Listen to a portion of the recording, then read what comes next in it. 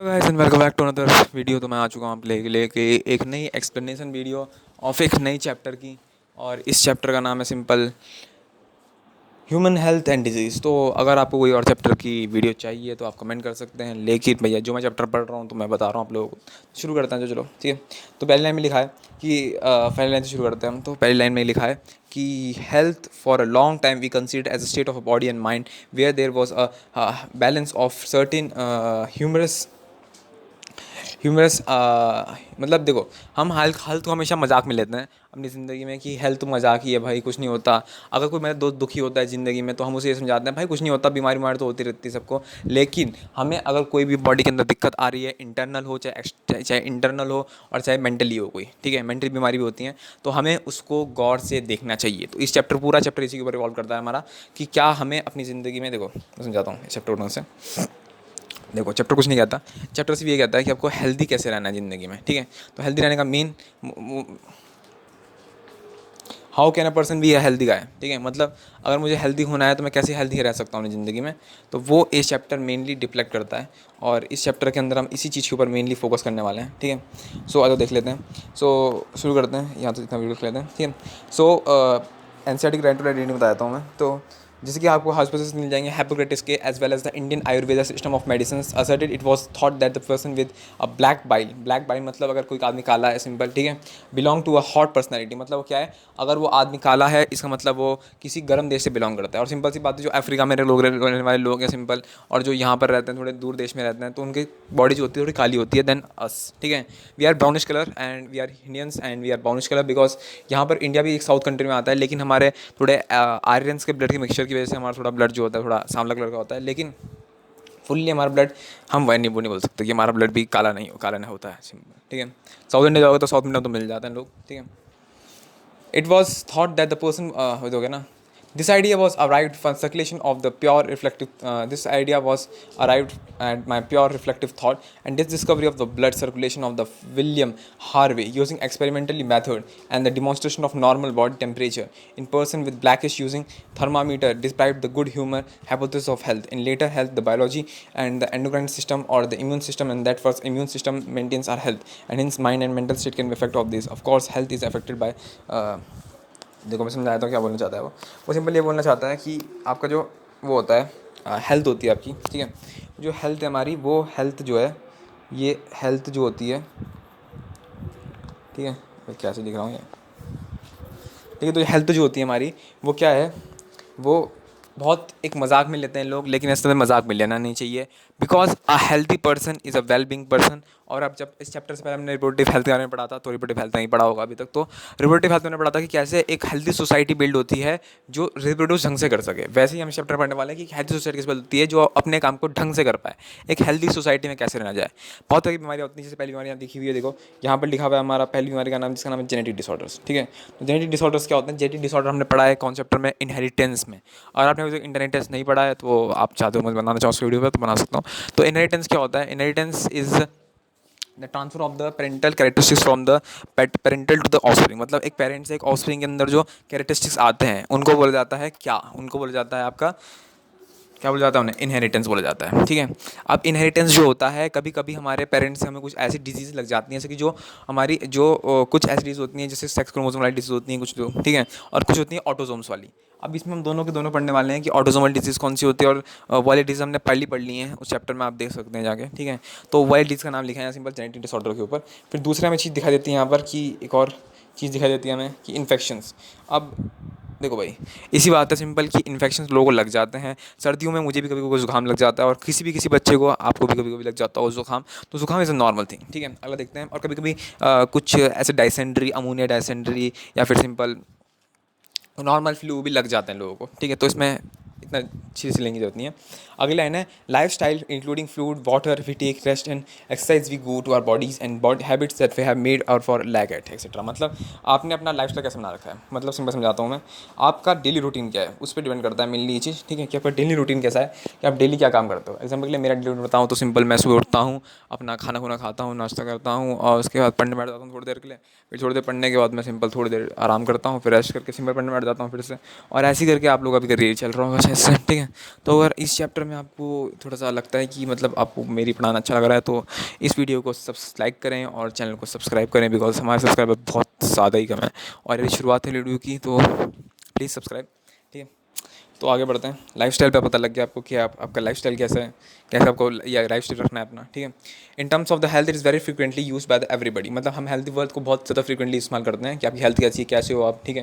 तो कैसे हो आपका मतलब सिंपल ये होता है कि आप कैसे हो, आपकी हेल्थ कैसी है, ठीक है। Every how do you define it and with the help of simple mean absence of disease, मतलब एक हेल्थी पर्सन क्या होता है, एक हेल्थी पर्सन वो पर्सन रहता है जो असलियत में विदाउट एनी डिजीज़ के काम कर पाता है, ठीक है। तो इस लाइन को अंडरलाइन कर सकते हैं हम लोग। अगर आप अंडरलाइन कर रहे हैं इस चीज़ को तो अंडरलाइन करते जाइए, बताता हूँ कौन सा लाइन को अंडरलाइन करना है।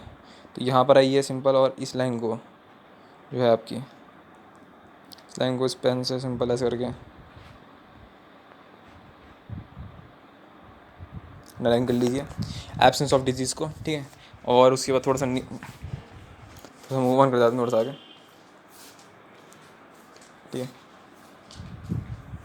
आ जाते हैं आगे लाइन पे। अगली लाइन बोलती है it is also depend as a state of complete physical mental and social being wellbeing, जो मैंने इस बार उपलाइन में समझाई दिया आप सबको कि हेल्दी पर्सन वो बीइंग होता है जो अपने फिजिकल, मेंटल, सोशल और तीनों चीज़ों को आराम से रख पाता है। और अगर आप ये कर पाते हो तो you are a healthy healthy being, और if you can't do that then you are not going to be a healthy human being guys, ठीक है। और मैं ये बेस्ट ट्राई करूँगा अपना कि आप लोगों को बिल्कुल ढंग से एक्सप्लेनेशन दूँ, ठीक है। तो मतलब से मैं 1 पॉइंट एक ही पार्ट को पढ़ा पाऊँगा, तो मैं ऐसे करूँगा कि इस पॉइंट को मैं इतना ही रखूँगा अभी, और उसके बाद जिस सबको वीडियो चाहिए होगी मैं करता रहूँगा, ठीक है।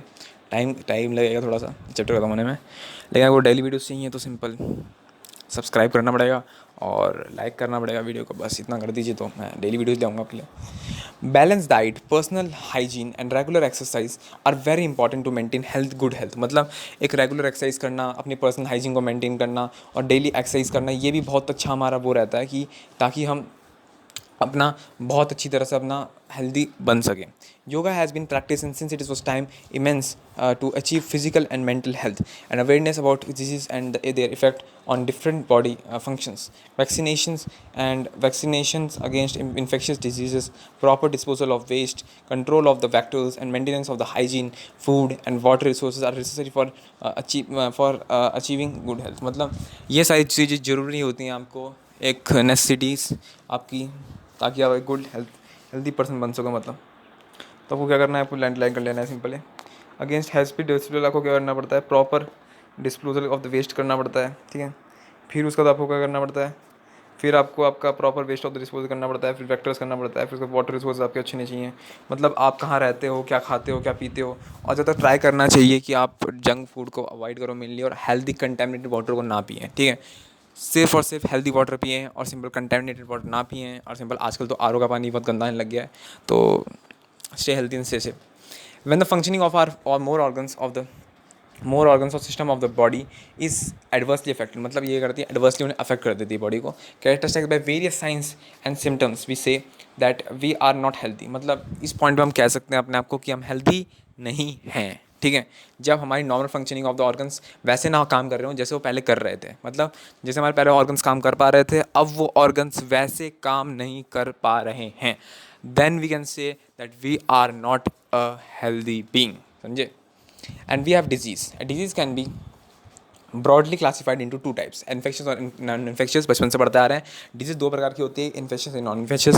इन्फेक्शियस डिजीज़ क्या होती है, जिसमें हमें इन्फेक्शन हो जाता है, और नॉन इन्फेक्शियस डिजीज़ क्या रहती हैं, जिनमें जो देखो इन्फेक्शनियस डिजीज़ क्या रहती हैं, इन्फेक्शनियस डिजीज़ वो डिजीज़ रहती हैं जो एक बंदे से दूसरे बंदे में ट्रांसमिट हो सकती हैं। एग्जाम्पल के लिए एक आदमी है, अगर यहाँ पर मैं एक कचूदा बनाऊँ सिंपल, ये एक आदमी है, अगर ये इस डिज़ीज़ को दूसरे आदमी तक वाइड स्प्रेड करा पा रहा है, दे पा रहा है मतलब, ठीक है, तो ये क्या होगी, ये होगी एक क्या होगी, इन्फेक्शियस एंड नॉन इन्फेक्शियस। तो आप कमेंट कर सकते हैं नीचे कमेंट में जाके, और अगर आपने कमेंट कर दिया तो सिंपल इसका आंसर है इन्फेक्शियस।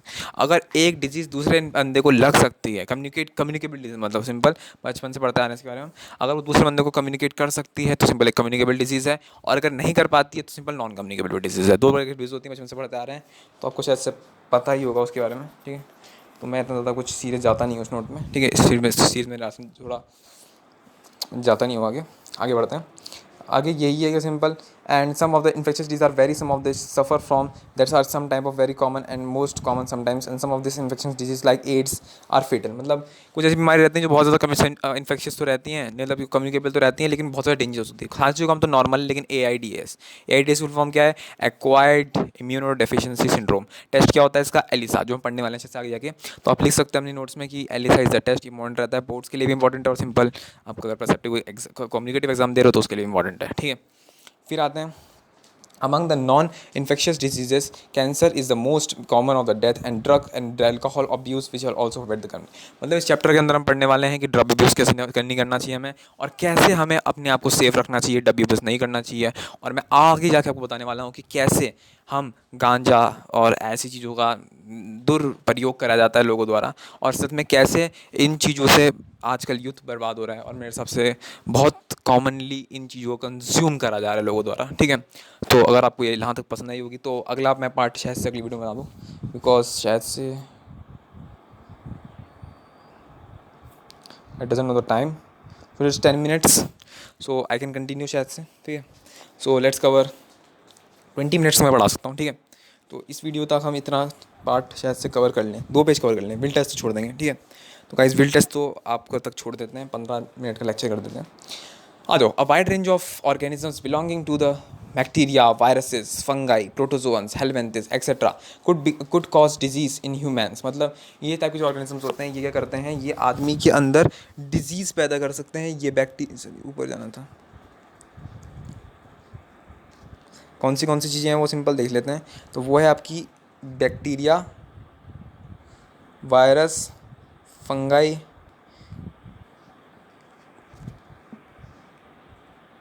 Protozoans, helminths etcetera.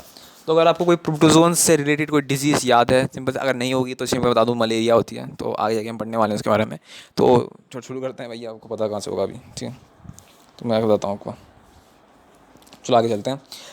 हाँ, सो सच डिजीज़ आर कॉजिंग ऑर्गेनिज्म। जो डिजीज़ कॉजिंग ऑर्गेनिज्म होता है उन्हें कहते हैं पैथोजन। जेंडर लाइन कर लीजिए, ठीक है। डिजीज़ कॉजिंग ऑर्गेनिज्म को क्या बोलते हैं? पैथोजन बोलते हैं। पैथोजन क्या होता है? वो ऑर्गेनिज्म जो डिजीज़ कॉज करता है। मतलब एक होता है जो ले रहा है उस जिस्म को, जो मतलब कस्टमर, एक एग्जाम्पल के लिए तुम दुकान गए साबुन लेने के लिए, तुमने दुकानदार वाले को बोला, दुकानदार को बोला कि भैया मुझे साबुन दे दो, तो भैया ने क्या करा, साबुन निकाल के दे दी। जो साबुन देने वाला बंदा है तुम्हें, वो क्या है? बैक्टीरिया। मतलब बीमारी कौन दे रहा है इसलिए तुम्हें? बैक्टीरिया दे रहा है। वो कस्टमर, तुम क्या हो? उसके कस्टमर हो। Most parasites are therefore pathogens, and as they cause harm to the host and living organisms on them. And the pathogens with the large vital activities resulting in morphological and functional damage। मतलब उससे क्या होता है? Morphologically और functionally दोनों damage होता है। Morphology का मतलब कभी कभी तुम्हारे स्किन में डैमेज हो जाती है। सिंपल, अगर तुम्हें एलर्जी होगी कभी ज़िंदगी में, तो एलर्जी में क्या होता है? मॉर्फोलॉजिकल और फिजियोलॉजिकल दोनों चेंजेस आते हैं। अब वो इस वजह से आते हैं, मैं देख लें क्यों आते हैं, बिकॉज पैथोजेंस की वजह से, ठीक है। पैथोजेंस जैसे तुम्हारे बॉडी पे इंटरेक्ट करेगा तो उससे कुछ ना कुछ चेंजेस आएंगी, चाहे वो मॉर्फोलॉजिकल हो चाहे वो इंटरनल हो, ठीक है। And resulting in morphological internal changes हो गया था। Pathogens have to adapt to live with in the environment. अब पैथोजेंस क्या करना पड़ेगा? अगर तुम्हारे अंदर जीना है तो उसको एक ना एक करके केमिकल प्रोड्यूस करना पड़ेगा ताकि वो एनवायरमेंट को अपने बचा सके वहाँ पर, ठीक है। And for example the pathogens of which enter in to the gut cells known as a way of host cell surviving with the stomach at least low pH and resisting the various digestive enzymes. A few representative members from the different kinds of groups of enzymes are also organism at a student, and here belongs the group has been given them preventive and controllable measures against these diseases and the general, and it is caused all it is are you also briefly described। मतलब एक ऐसा कुछ वो होती हैं, simple एक pack से bacteria होता है जो हमारे पेट के अंदर चले जाता है और वो तब भी डिस्ट्रॉय नहीं होता। और पेट के अंदर कितने सारे डाइजेस्टिव एंजाइम्स होते हैं हमारे पेट के अंदर, उसको पता है। तो उस एग्जाम का उसका नाम दे लेते हैं ऑर्गेनिज्म का। तो उस ऑर्गेनिज्म का नाम है टाइफाई, सैल्मोनिया टाइफाई। तो बताओ किसका होगा? सिंपल है, और इसके जिसके नाम में ही टाइफाई आ रहा है तो किसका होगा? सिंपल टाइफाइड का। तो it is a pathogen bacteria which cause typhoid and which fever है। तो इसमें होता है ह्यूमन फीवर आता है। अगर आपको नहीं पता तो सिंपल टाइफाइड में क्या होता है? टाइफाइड में बहुत लोअरिंग फीवर रहता है, मतलब फ्लक्चुएट करता रहता है फीवर, ठीक है, और लंबा चलता है फीवर। अगर आपको छोटे टाइम पे फीवर आ रहा है तो सिंपल आपको मलेरिया है। पर अगर आपका फीवर जो है लॉन्ग लास्टिंग चल रहा है, बिल्कुल ऐसे चल रहा है, बिल्कुल जैसे 10-17 दिन हो गए, तो समझो आपको टाइफाइड हो चुका है, ठीक है। टाइफाइड में कमजोरी जाती है, सिंपल, और पानी को ड्रिंक करते रहना चाहिए। आजकल का मौसम सिंपल, जब बरसात का मौसम आने वाला है थोड़े दिनों बाद, तो उसमें आपको टाइफाइड के पेशेंट बहुत दिखने लग जाएंगे। अभी तो दिखेंगे, लेकिन बरसात का मौसम में सिंपल आ जाते हैं बहुत सारे। These pathogens are generally enter the small intestine and through food and water contaminated them from the migrate to the other organisms through blood। ठीक है, मतलब क्या करते हैं ये, कभी कभी पानी के थ्रू कभी कभी आपके देखो, अब बरसात के टाइम पे क्या होता है, बरसात के टाइम में गंदा पानी आता है और वो गंदा पानी हम लोग पी लेते हैं बिना साफ़ करें, ठीक है, बिना कोई प्यूरीफायर के, जिसके घर में प्यूरीफायर नहीं होता है। और वैसे बहुत सारे लोकल इलाकों में क्या होता है, लोगों को टाइफाइड से जूझना पड़ता है, वो भी कंटेमिनेटेड वाटर की वजह से। So this is the cause of mainly of due to the contaminated water and contaminated food और समथिंग लाइक किसी का ब्लड आ जाता है ऑर्गेनिज्म के अंदर, ठीक है। सो कंटेमिनेटेड हाई फीवर जो 30 से 39 से 40 डिग्री सेल्सियस होता है, अगर मैं फ्रेडमेट निकाल लो सिंपल, तो आपका रहता है 103 से 104 डिग्री सेल्सियस तक बुखार रहता है, ठीक है। 103 से अगर 104 तक डिग्री तक बुखार है तो समझ जाओ भाई आपको टाइफाइड हो रहा है, और रेगुलेटरी में चलता है, ऐसे नहीं कि मतलब एक दिन में खत्म हो जाएगा। वीकनेस आती है, स्टमक पेन होता है, बहुत सारा कॉन्स्टिपेशन है, हेडेक है, लूज ऑफ एपिटी है, सिंपल इन चारों लाइन को अंडरलाइन कर लो फटाफट से। तो ये वीकनेस आ गई, सिंपल स्टमक पेन हो गया, ये आपका कॉन्स्टिपेशन हो गया, ये आपका हेडेक हो गया, ये आपका लॉस ऑफ एपिटी हो गया, ठीक है। तो इन सब चीज़ों का अंडरलाइन कर लो, ये आपके असलियत में सिम्टम्स हैं, ठीक है। ये आपके सेलेमोनिया टाइफाइड के सिम्टम्स हैं जो आपको याद रखना है सिंपल। कैसे, लॉस ऑफ एपिटी हो गया, कॉन्स्टिपेशन हो गया। अब खुद दिमाग लगाओ थोड़ा सा कि लॉस ऑफ एपिटी किस में होगा, लॉस ऑफ एपिटी किस में होता है। एपिटी क्या होता है, मतलब बेहोश आता है आदमी। चलते चलते तुम चल रहे थे और तुम बेहोश हो गए चलते चलते। कैसे बेहोश हो गए? बिकॉज लॉस ऑफ एपिटी की वजह से ना, बिकॉज तुम्हें थक लगी और तुम लुढ़क गए, ठीक है। फिर आता है the common symptoms of this disease, interstitial परफ्लोक्लिकेशन एंड डेथ में cause in the serve days. मतलब ऐसे डेथ नहीं होती, लेकिन अगर सर्व कोई इंटेस्टाइन तक पहुंच चुका है वायरस वो, तो शायद से वो डेथ कॉज कर सकता है। Typhoid fever could not be confirm by, अब टाइफाइड फीवर को कंफर्म कैसे किया जाता है? तो टाइफाइड कंफर्म बाय किस टेस्ट से होता है? सिंपल टेस्ट का नाम होता है विडल टेस्ट। तो इस टेस्ट का नाम होता है विडल टेस्ट। विडल टेस्ट से आप पता लगा सकते हैं, कंफर्म कर सकते हैं कि आपको टाइफाइड है, ठीक है। और a classic case in the medicines that was of Mary Malone, nicknamed Typhoid Mary, at words mentioning her because she was a cook by profession and was typhoid carrier who contaminated to spread typhoid for several years through his food and she prepared। मतलब जो typhoid Mary थी, ये औरत का, मैं बताता हूँ simple, ये क्या थी, सो मैं केस समझाता हूँ मैं। ये असलियत में एक 24 साल की एक कुक थी जो सिंपल क्या करती थी, क्या करनी, ये मैरी बनी है, क्या बनी है, चला मैरी की तो बहन खुल गई।